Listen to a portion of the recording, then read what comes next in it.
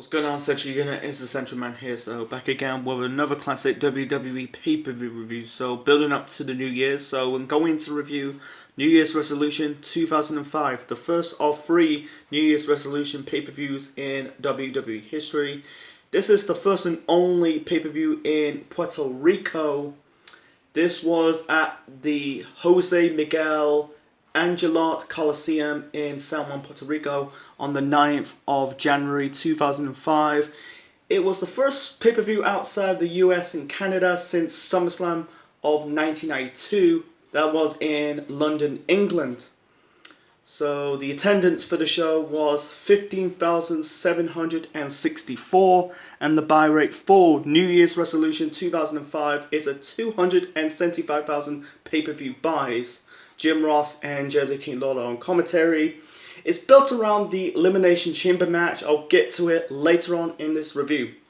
The first match to kick off the show, we got the World Tag Team Championship match. We got Eugene and William Regals, the tag team champions at the time, defending the belts against Christian and Tyson Tonko.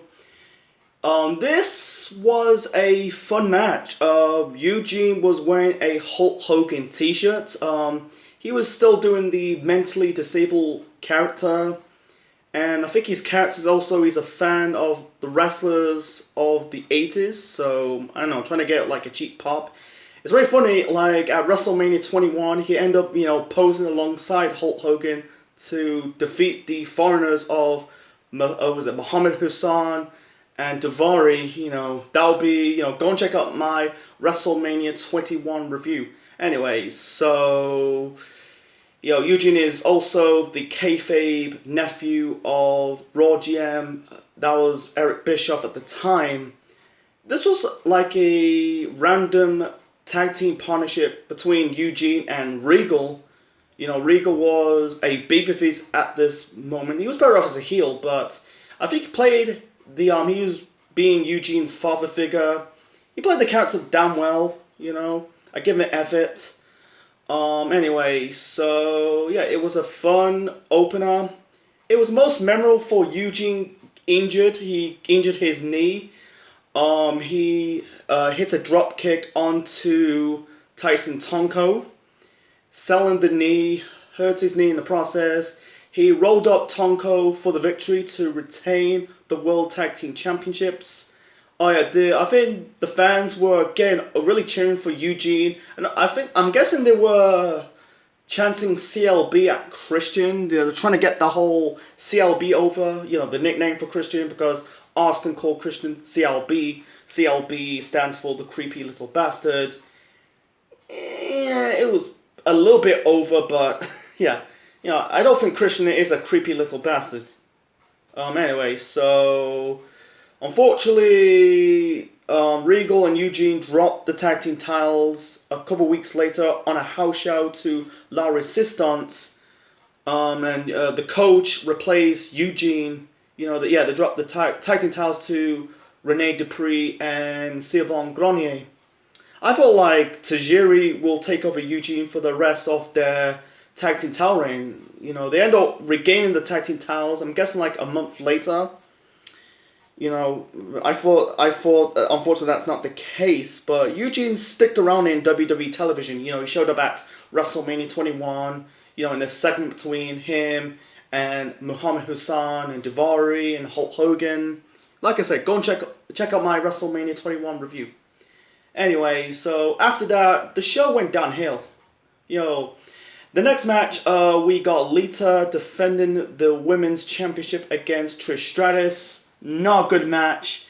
And also, Lita got injured in this match as well. She performed really a Luther's press off the ring apron onto Trish. She injured her knee in the process. In the end, Trish rolled up Lita for the victory, wins the Women's Championship. Lita, she stuck around television. She was managing Christy Hemme in that match at WrestleMania 21, and then I think she wrestled in the spring and the summer. I think in the whole bulk of 2005, she was mostly a manager, with Kane, Christy Hemme, Edge. Yeah, she didn't do much because of her injury. I think they were going for, Trish and Lita at WrestleMania. I know they had plenty of matches in the past, but I think they never had a match at WrestleMania because they are the big two of the Raw brand at the time. Yeah, you got like Victoria as well and Molly Holly, but I think the big two has to be Lita and Trish. I think Trish was the heel and Lita was the babyface. I think it was making fun at the time. She was making fun of Lita's weight because in kayfabe, Lita lost the baby. I'll explain a little bit later. So anyway, let's move on to the next match. The next match we got Shelton Benjamin defending the Intercontinental Championship against Maven. Match sucked. It was more of a promo than an actual match. Maven cut a promo on the Puerto Rico fans because they're not speaking English, and then he came to the ring. Basically, he's about to get himself counted out. He came back to the ring. Benjamin rolled up Maven for the victory, and then Maven demanded a rematch. Called about for Shelton, like we got one women's title, now we got two, and then it kind of insults Shelton Benjamin, and then Benjamin hit the T-bone suplex to win again, and yeah, Maven, wow, Maven, they really dropped the ball on this guy. I think on this match he turned heel. He's not too bad, huh? He was starting to get over as a heel. That stuff on the show, the promo. Being heel towards the Puerto Rico fans. Because they can't speak English. It's a shame they never done anything to Maven. I think this dude could be a kind of a star. Unfortunately, a few months later he got released. He had a cup of coffee in TNA, wrestled in a dark match in house shows, but not on TNA television. And then he had, in recent years, wrestled in the indies, but it's a shame. What might have been, I don't want to get into it. That's another topic for another time. Yeah, the match sucked.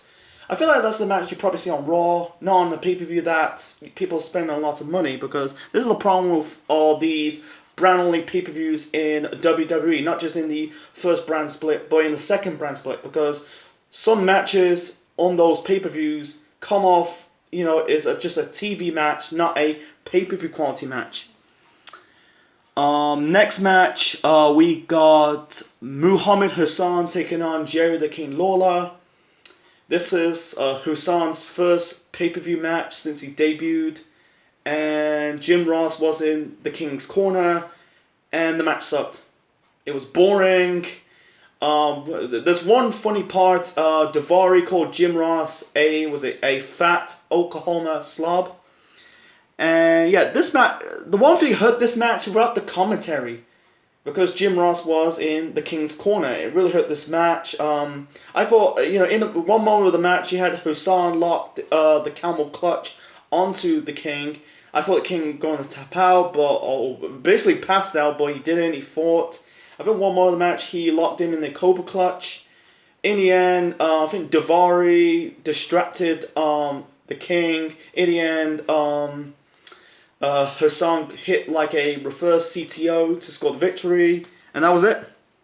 It makes sense because it's his first pay-per-view match, and I don't want to get into the whole of Muhammad Hassan's character.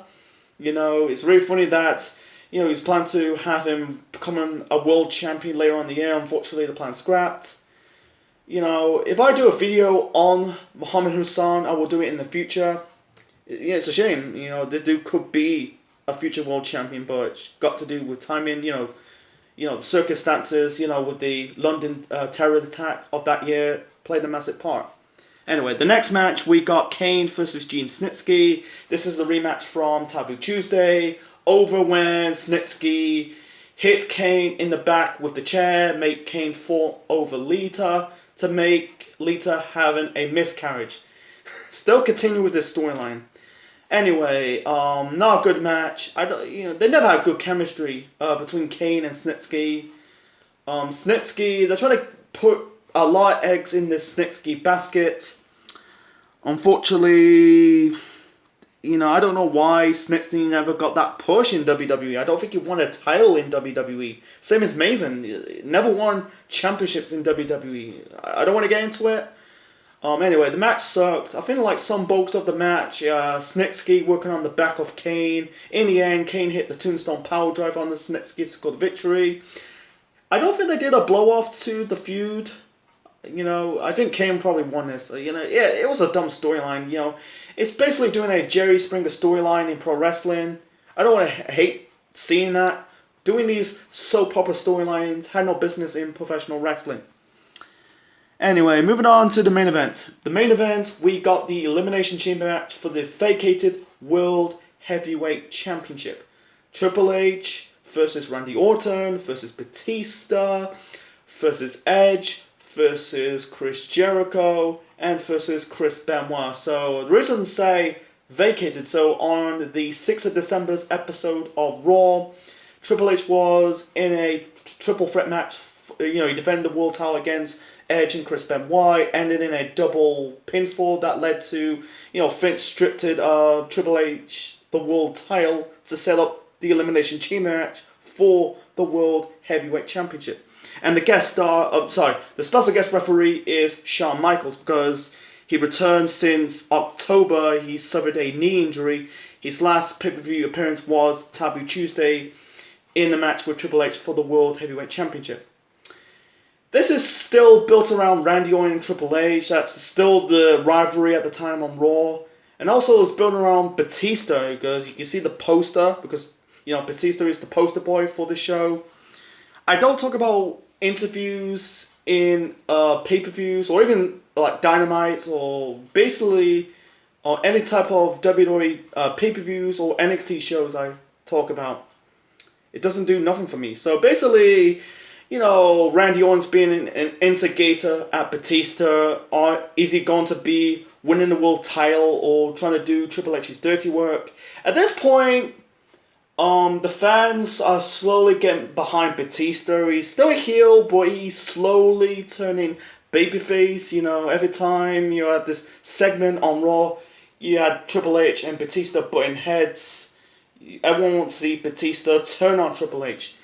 In this match, they kind of teased it just a little bit. Anyway, the first person got eliminated was Edge.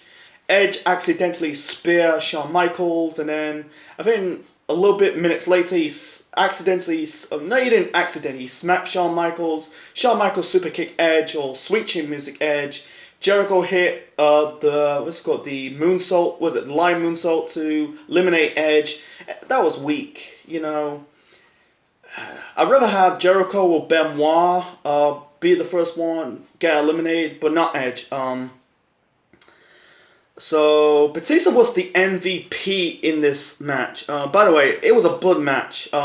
Triple H was bleeding, Jericho was bleeding, Benoit was bleeding, Orton was bleeding. Jericho was the second person who got eliminated. No, it wasn't Jericho. Benoit was the second person who got eliminated. Batista spine busted Jericho onto Benoit, and then Batista pinned Benoit as the result, and then Jericho was the third person who got eliminated. He got eliminated. Batista hit Jericho with the Batista bomb.